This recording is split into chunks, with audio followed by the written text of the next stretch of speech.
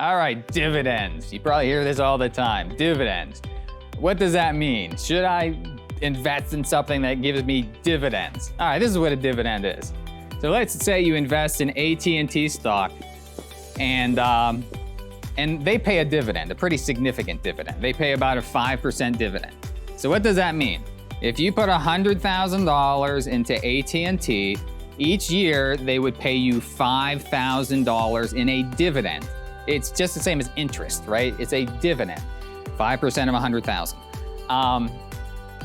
Really, that's it. That's what a dividend is.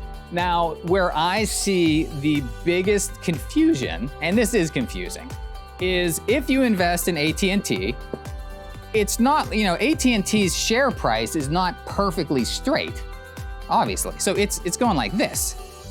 So let's say you are invested in AT&T and the share price goes like this and it goes way down. And you go, great, I put 100 grand in, now it's worth 60. I was getting 5,000 a month and now I'll get like 3,000 a month. No, I have amazing news. That's not how this works. Because, okay, let me give you an example. Let's say you own a rental property and you're getting it rented.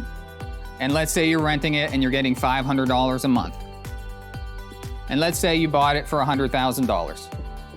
And let's say there's a big real estate crunch and suddenly the values of all the homes are going down. So your house, you go in the computer, you go on Zillow, and it says that it's only worth $60,000. And you go, I can't believe it. But at the same time, it's not like I'm gonna sell the house right now and I'm still getting rent. So if your value goes from $100,000 to $60,000 of the property, how much does the rent change? It doesn't, right? The rent stays exactly the same. So it's the same with a dividend. It is literally the identical concept.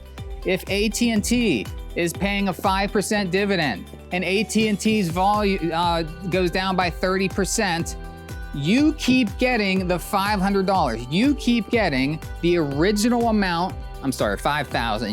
You keep getting the same dividend you were getting when AT&T was worth $100,000. How cool is that? Now at the same time, if AT&T goes up in value, you'll still get the same dividend. It's not gonna go up.